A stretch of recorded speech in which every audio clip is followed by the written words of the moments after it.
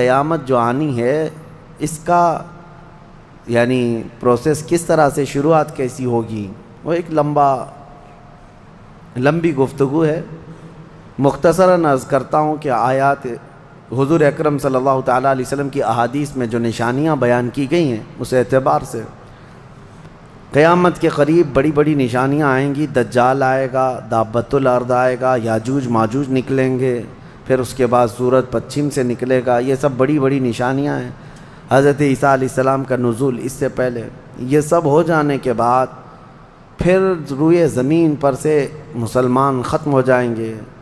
پھر ایک وقت آئے گا کہ جب سب لوگ اپنے اپنے کاموں میں مصروف ہوں گے، کوئی کسی کو پڑی نہ ہوگی، اور پھر دنیا میں سب اپنے اپنے کاموں میں اس طرح سے مصروف ہوں گے، کوئی کپڑا کاٹ رہا ہے، کوئی دودھ دوہ رہا ہے، کوئی کھیتی باڑی میں ہل چلا رہا ہے۔ اللہ تعالیٰ قرآن میں فرماتا ہے کہ تم دیکھو گے ان زلزلۃ الساعۃ شیء عظیم یوم ترونھا تذہل کل مرضعۃ عما ارضعت وتضع کل ذات حمل حملھا۔ اچانک ایک سور کی آواز آئے گی، وہی سور آج ہم نے تلاوت میں پڑھا ہے۔ اسرافیل علیہ السلام اللہ کے ایک فرشتے ہیں، ایک باجے کی شکل کی چیز وہ لے کر کھڑے ہیں، وہ بجانا شروع کریں گے۔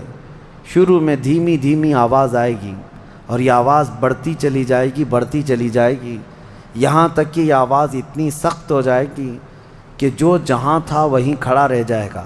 کپڑا کاٹ رہا تھا اس کے ہاتھ سے کینچی گر گئی، جو کھیتی باڑی کر رہا تھا، ہل چلا رہا تھا، وہ وہیں کا وہیں رک جائے گا۔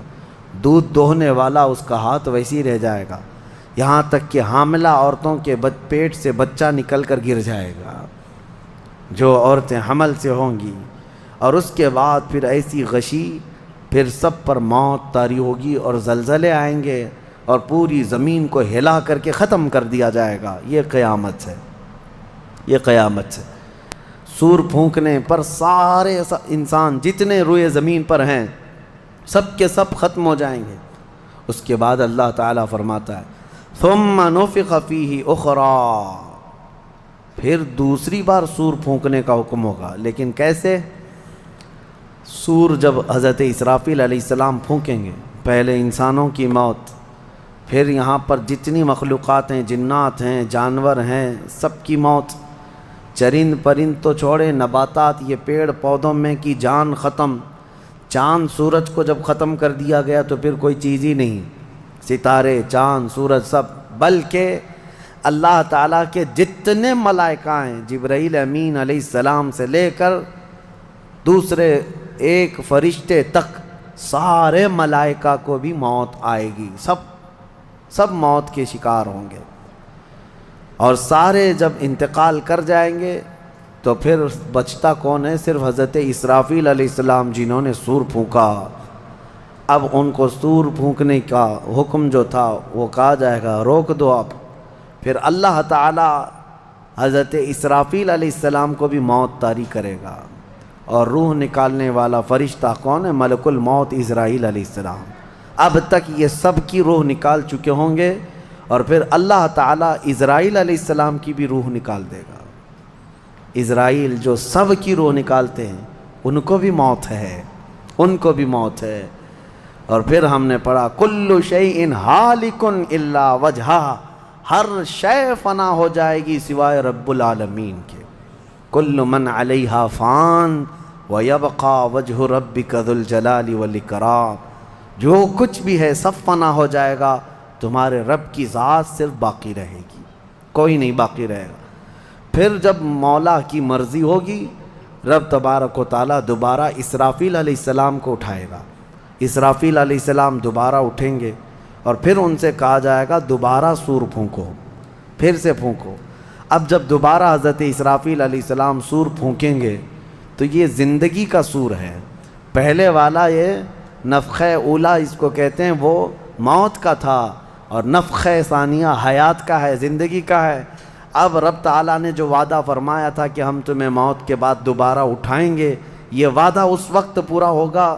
اب دوسرے مرتبہ جب سور پھونکنا شروع کرتے ہیں اسرافیل علیہ السلام، کتنے انسان آئے گئے، آدم علیہ السلام سے لے کر قیامت تک سب وہ زمینوں میں جہاں کہیں ہوں گے، کسی کو جلا کر ختم کر دیا گیا ہو، کسی کو جانور کھا گیا ہو، کسی کو پانی میں ختم کر دیا ہو، کسی بھی طرح سے، لیکن مولا تعالیٰ سب کو اٹھانے والا ہے۔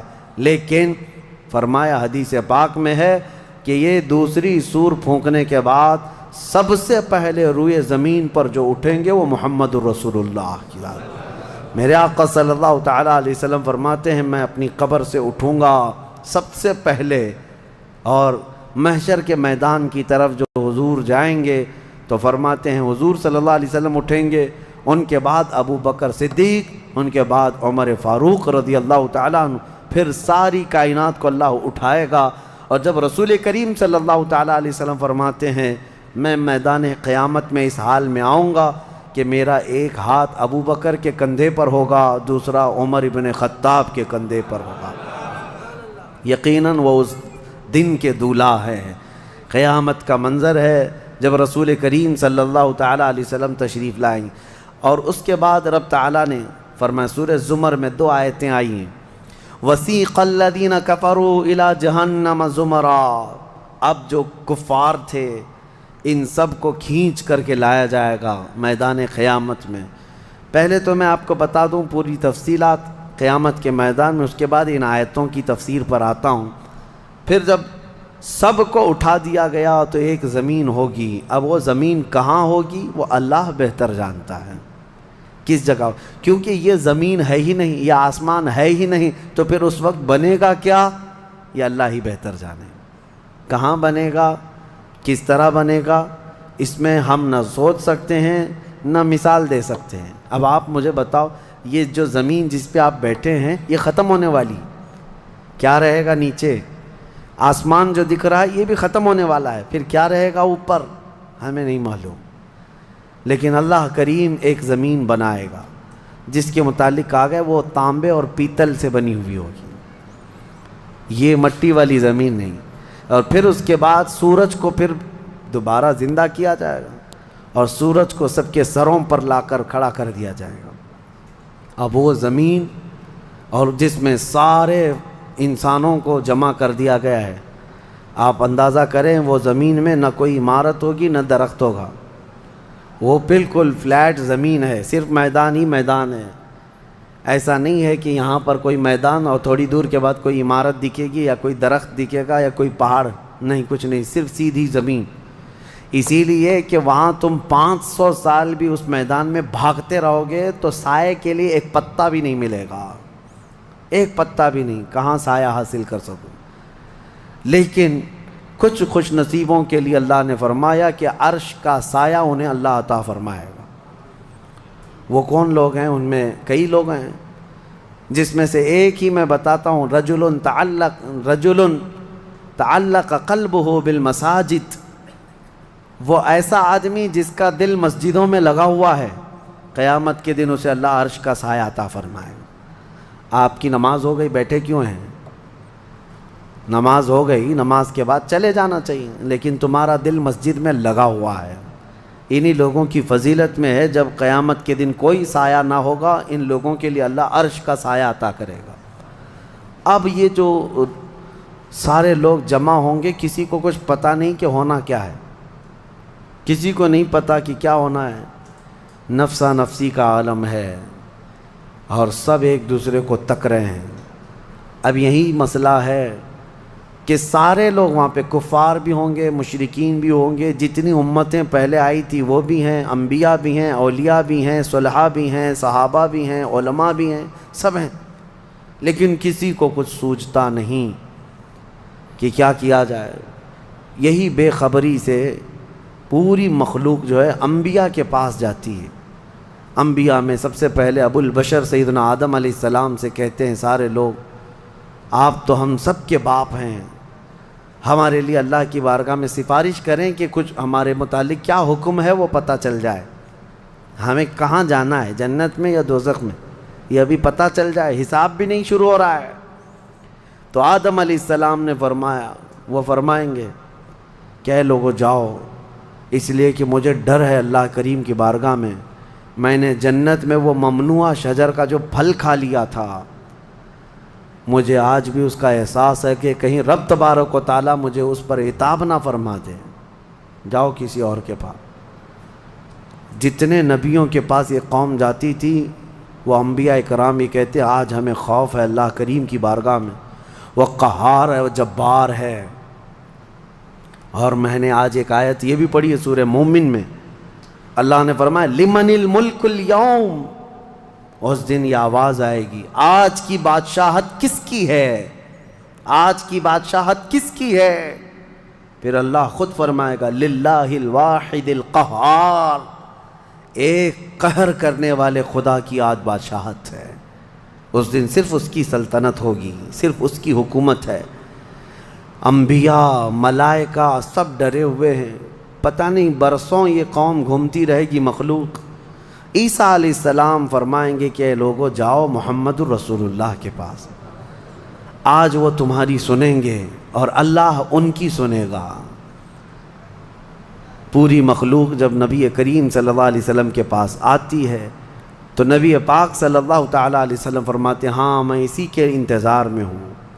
پھر حضور صلی اللہ علیہ وسلم سجدے میں گرتے ہیں اور اللہ کو منانے لگتے ہیں کہ مولا ہے تو تیرے بندے، تو حساب تو شروع فرما. اس کو کہتے ہیں شفاعت کبریٰ.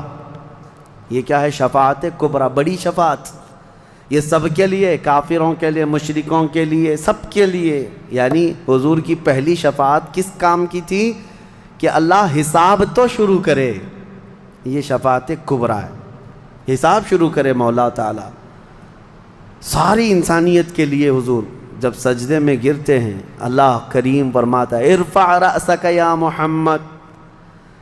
حضور نے یہ فرمایا ہے کہ اس دن میں سجدے میں ایسی ثنا اور ایسی حمد بیان کروں گا اللہ کی جو آج تک کسی نے نہیں بیان کی ہوگی، اور اسی دن مجھے اللہ وہ تلقین بھی فرمائے گا.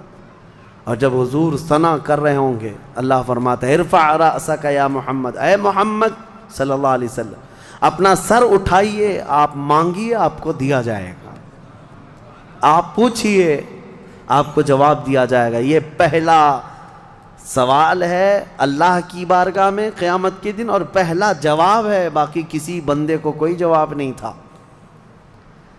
اللہ کی بارگاہ میں حضور نے جب یہ عرض کیا تو رب تعالیٰ فرماتا ہے ملائکہ کو جس کی ڈیوٹی تھی، جس کا کام تھا کہ میدان قیامت میں میزان عمل لگا دیا جائے، حساب و کتاب ہوں، سب کے نامہ اعمال ان کے ہاتھوں میں دیے جائیں، سب کو پڑھنے کا حکم دیا جائے. اب حساب کا آرڈر آ گیا، حکم آ گیا تو لوگ تھوڑی راحت کی سانس لیتے ہیں کہ چلو حساب شروع ہونے والا ہے. لیکن ابھی اتنا آسان نہیں ہے، اتنا آسان نہیں. اب فرشتے لا رہے ہیں سب کے اعمال نامے. لوگوں کو ایسا لگتا ہے اعمال نامہ یہ 4 پنے کا ہوگا. ہاں جیسے ایگزام پیپر میں فل شیٹ A4 سائز کی شیٹ لے کر کے بیٹھتے ہیں. قرآن میں تو اللہ تعالیٰ نے فرمایا کہ جب نامہ اعمال فرشتے لے کر کے آئیں گے تو کتنے ہوں گے پتہ ہے؟ تمہاری نظر جہاں تک جاتی ہوگی وہاں تک صرف کتابیں تمہاری ہوں گی، صرف تمہاری کتابیں فرشتے لاد کر کے لا رہے ہوں گے. اس میں سب لکھا ہوگا، زندگی میں جتنی مرتبہ باتیں کیا تھا، جو کچھ بھی کیا تھا سب ڈیٹیل ہوگا. اور ہر آدمی وہاں پکار کر کے کیا کہتا ہے ما لی ھذا الکتاب لا یغادر صغیرۃ ولا کبیرۃ الا احصاها.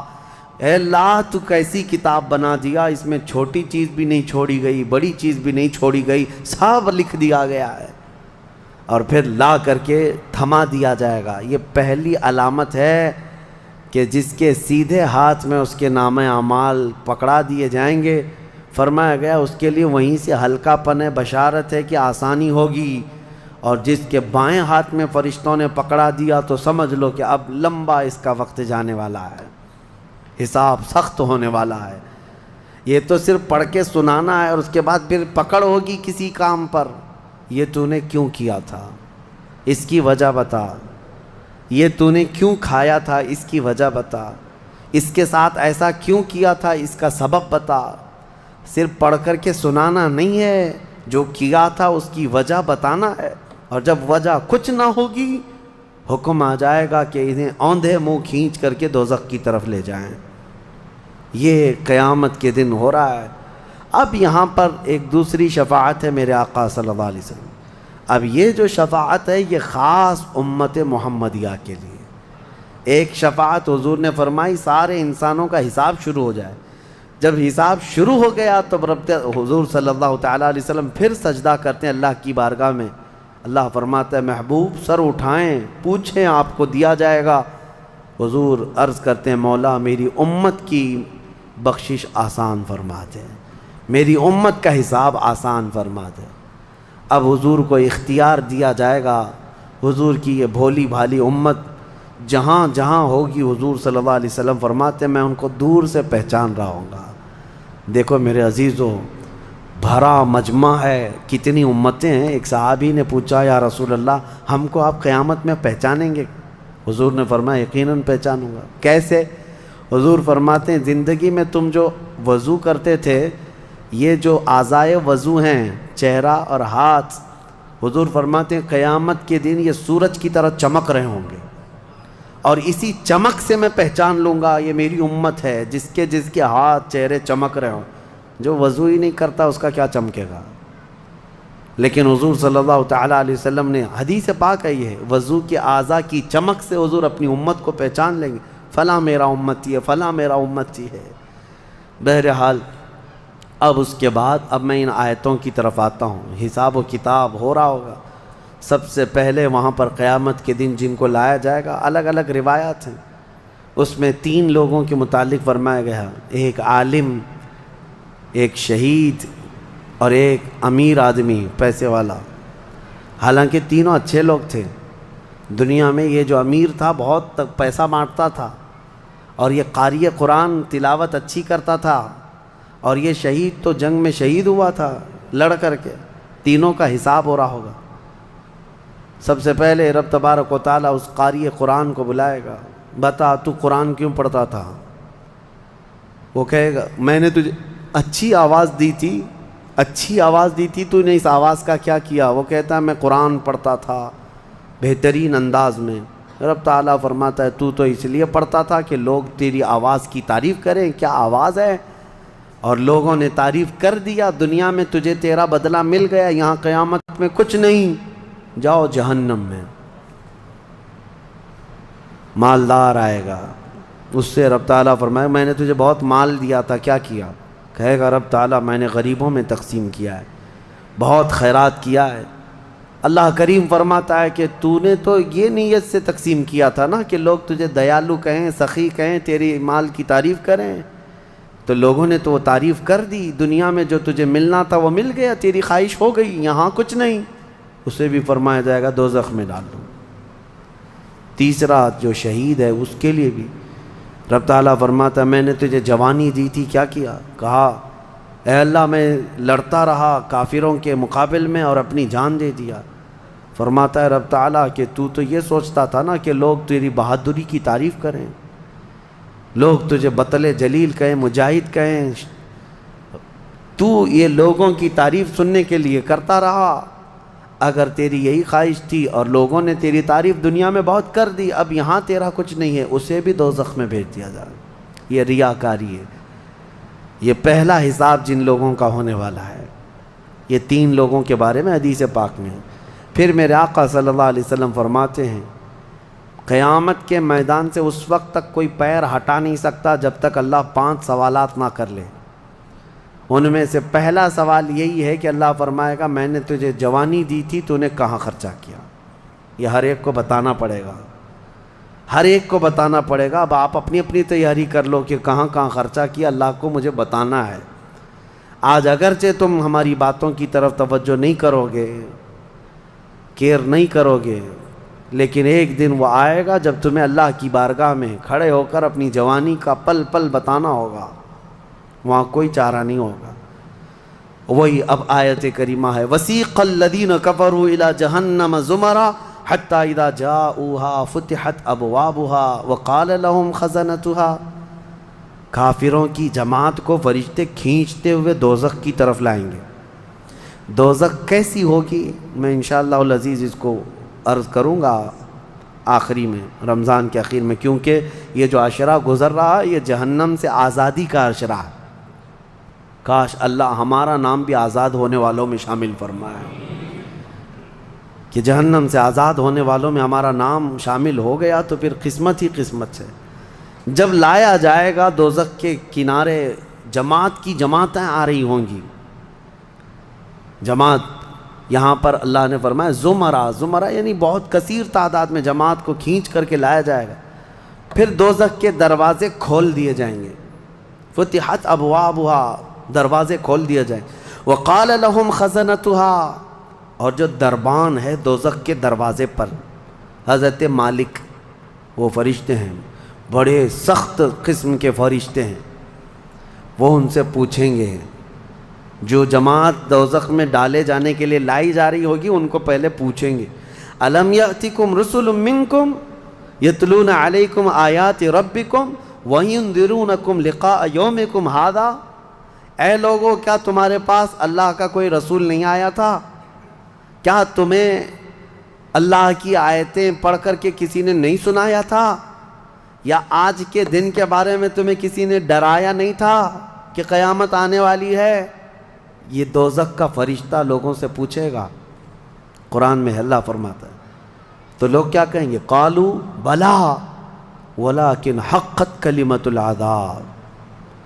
وہ کہیں گے ہاں کیوں نہیں آئے تو تھے لیکن ہم جھٹلا دیے تھے, نبیوں کے پیچھے نہیں چلے, قیامت کے دن پر یقین نہیں رکھے اور عذاب ہمارے اوپر واجب ہو گیا, ہم جا رہے ہیں. قیل ادخلوا ابواب جہنم خالدین فیہا, ان سے کہا جائے گا ادخلوا ابواب جہنم, داخل ہو جاؤ جہنم کے دروازوں میں, خالدین فیہا ہمیشہ تم رہو گے یہاں پر. یہ کافروں کے لیے ایسی آواز آئے گی کہ وہ چیخ مارتے ہوئے دوزخ میں کود رہے ہوں گے. فبئس مثوى المتکبرین, اللہ فرماتا ہے کیا ہی بری جگہ ہے, کیا ہی برا ٹھکانہ ہے یہ گھمنڈ کرنے والوں کا, زمین پہ اترانے والوں کا جو اللہ کو نہیں مانتے تھے. اب سنیے 1000 سال تک دوزخ میں جلتے کڑتے رہیں گے, پکارتے رہیں گے اے مالک اے مالک اے مالک اے مالک. کون؟ جو دربان دوزخ ہے, دربان ہے دوزخ کے دروازے کا. وہ 1000 سال کے بعد سن کر کے پوچھیں گے کیا بات ہے تمہاری, کیا چاہتے ہو؟